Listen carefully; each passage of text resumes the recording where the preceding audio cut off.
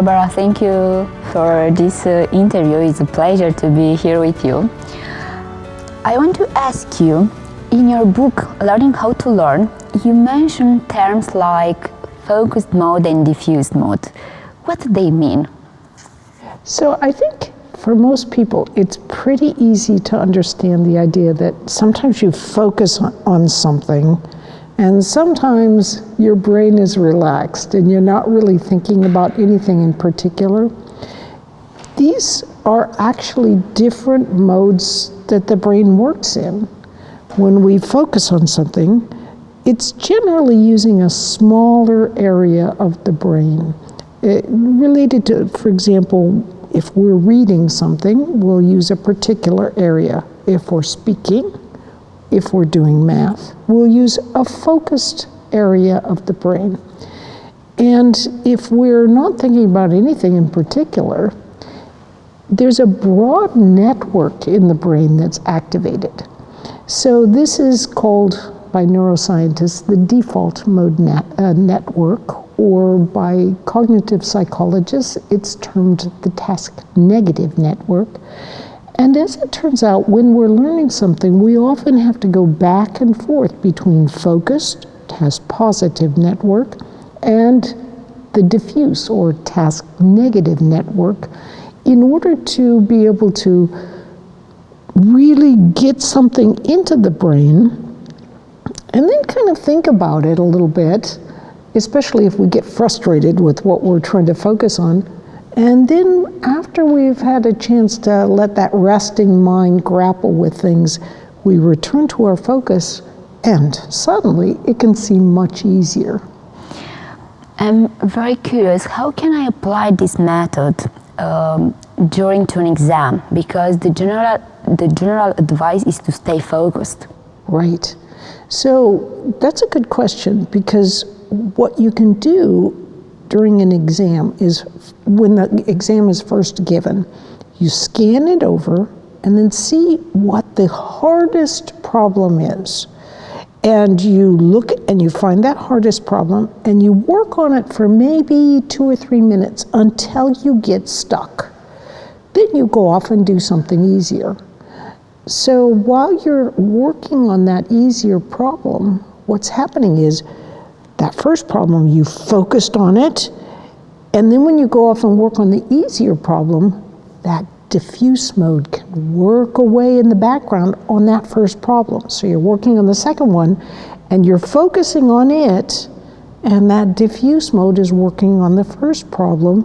Both networks in the brain, in some sense, are working, so you're kind of doing like it's running 2 wheels at the same time. And later in the test, go back to that first problem and you'll find that you can make more advance on it. If you wait until the very end of the test to begin working on the really tough problem, you're stressed out and you don't have much time. So that's a terrible time to be working on the hardest problem. And you'll find if you use what I call this hard start technique, where you start with the hardest problem first, that can often, but train yourself to pull off it as soon as you get stuck, and that's usually after only a couple minutes. If you use this hard start technique, it can really help as long as you have prepared carefully for the exam. If you haven't prepared carefully, just do the easy problems and take whatever credit you can. This is a good advice, to start with the hardest problem. When I was a student, I was learning hard before an exam, and I wasn't sleeping because I had a lot of information to memorize and to remember.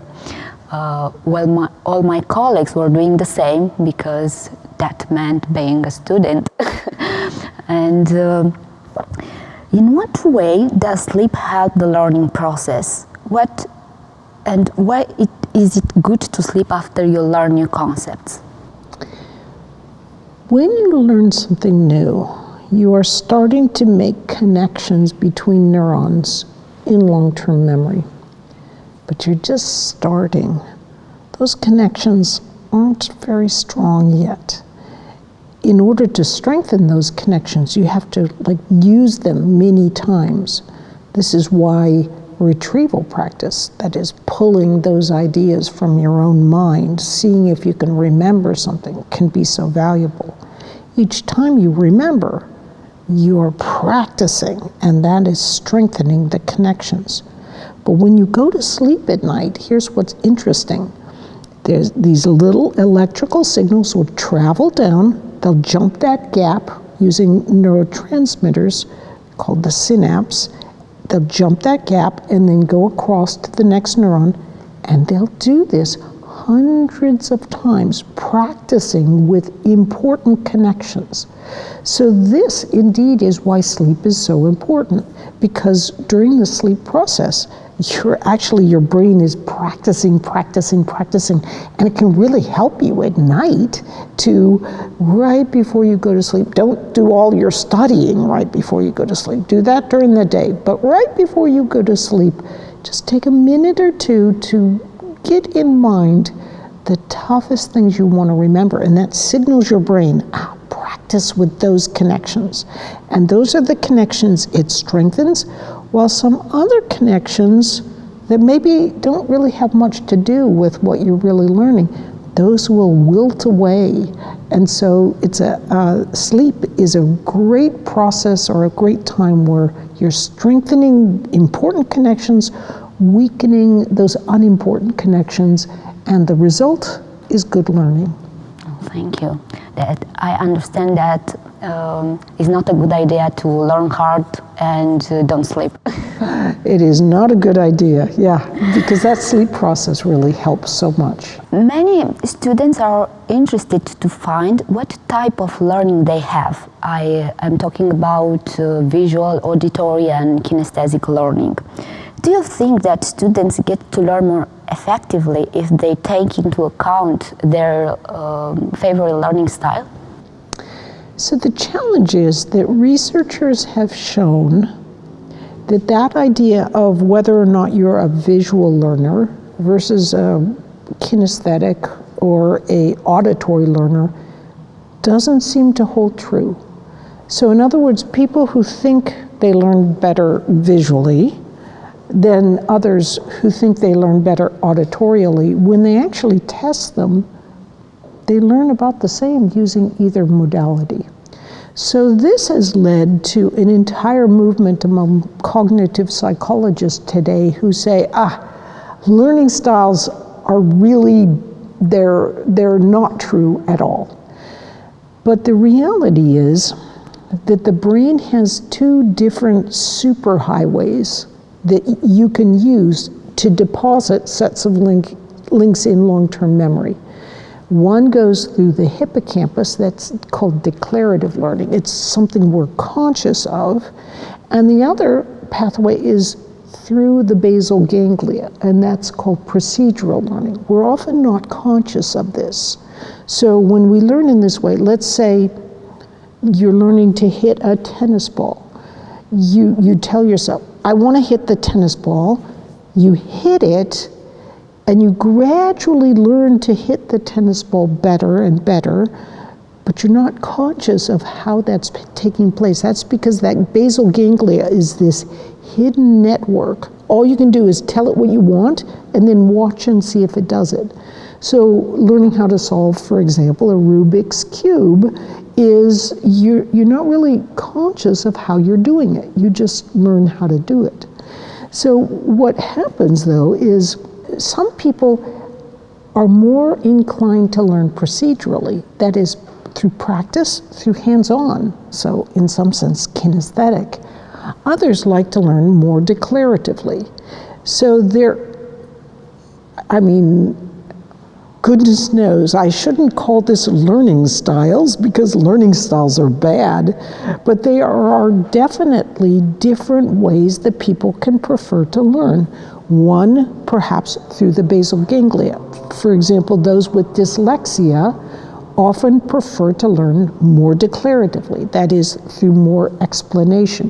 Whereas those on the autistic spectrum, for example, they can prefer to learn more procedurally. They're not conscious. That means they may be able to solve very complex math problems, but they can't tell you how they did it. It's not to say they don't understand it. It's just not an understanding that you can explain easily. In the same way that tying your shoes, well, that's a very simple thing to do, but try explaining how to tie your shoe. You do that, you've learned that procedurally, so it's very much more difficult to explain. Yeah. In your book, Uncommon Sense Teaching, you talk about brain connections. What role do they play in learning? What is so important to make brain connections? We often just kind of think it's all mush up here, and learning just somehow magically happens when we do something over and over enough times. But learning really is creating sets of neural links that are formed in long-term memory. So people have made the mistake in recent decades of thinking, well, you can always just look something up. You don't need to memorize key equations or how to do something because you can always look it up. Well, that's wrong. We now understand that if you don't have those neural connections in long-term memory, for example, would I speak Romanian if I just always had to Google up how to speak in Romanian? Of course I wouldn't speak it. And in the same way, I would not understand the patterns of mathematics if I was always just using a calculator instead of learning the fundamentals of how to multiply, for example, in my head. Those give you fundamental and intuitive understandings of the relationships between numbers. And if you always just use a calculator, you will never gain that kind of intuition. What can you tell us? Can you tell us a few tricks that teacher can use in class to improve their own teaching? Oh, there's so many. So a very good technique, though, involves simply that idea of retrieval practice. So, for example, we may teach things to our students, but just because it comes out of our mouth doesn't mean that it's actually become sets of links in their long-term memory. So explaining something, but then asking the students to actively work with that information themselves. What this does is it makes use of both of those superhighways of learning.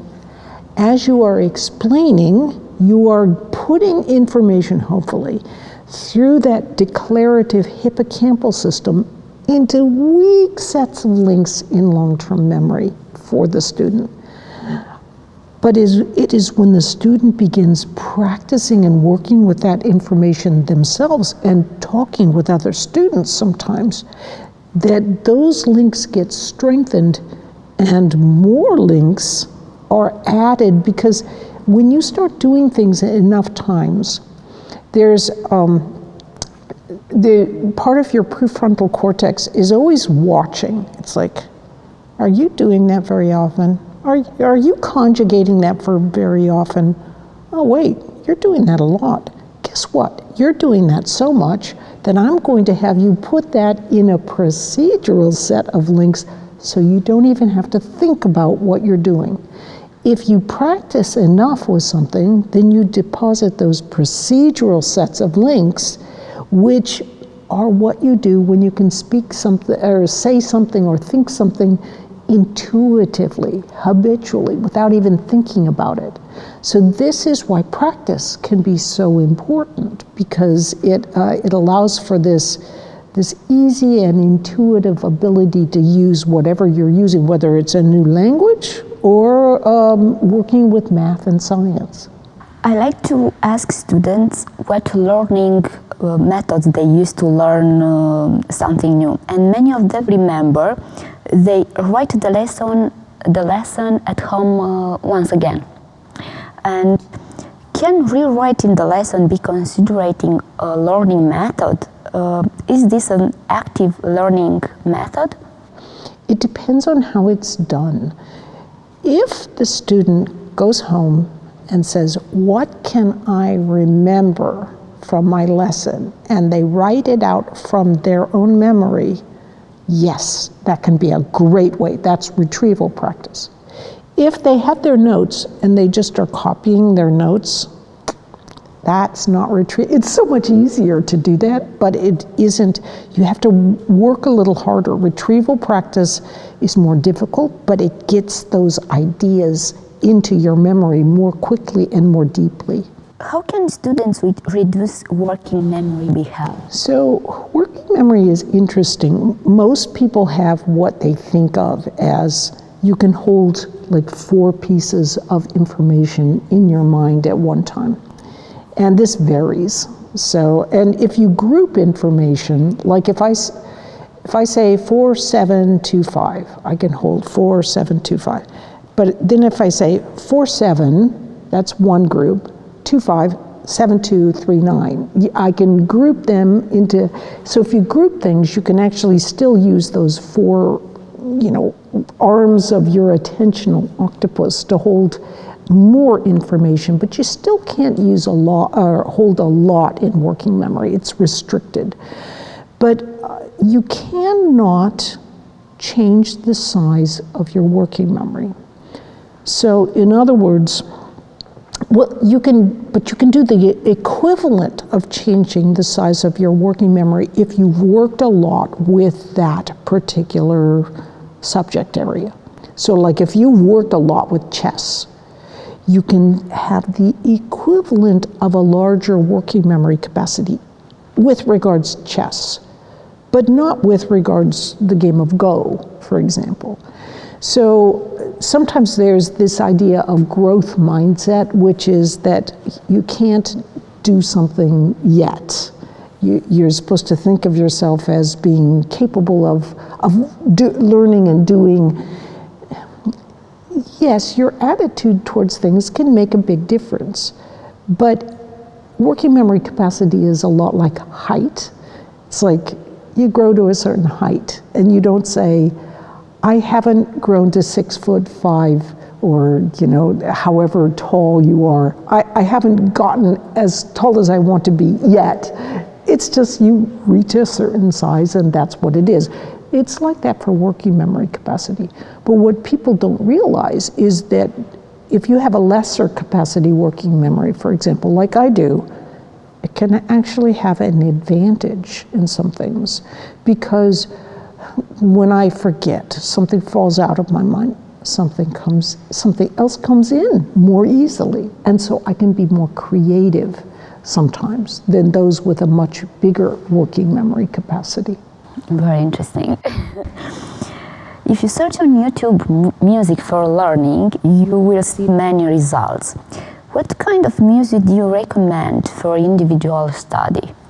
Well, personally, I don't listen to any music when I'm studying, and some people do not prefer to listen to music.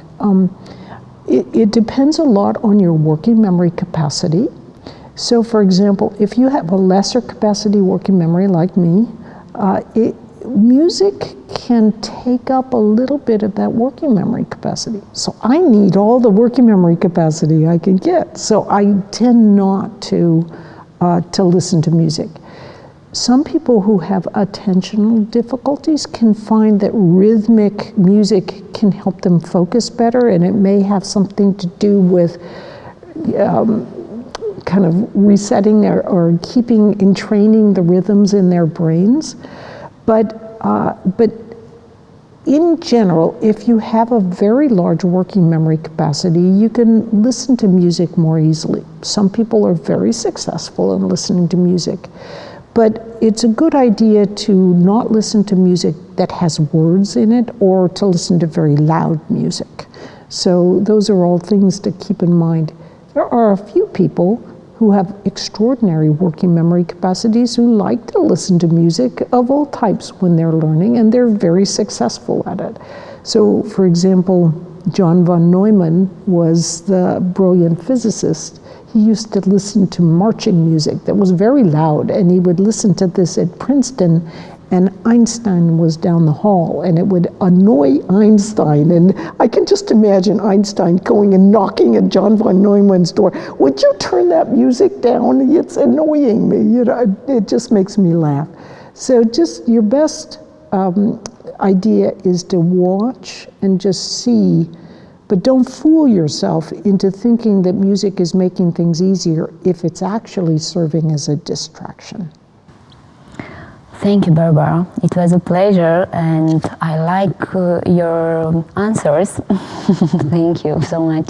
Mulțumim tare mult că ne-ați urmărit. Am avut foarte multe lucruri interesante de aflat de la Barbara, care este expert în învățare.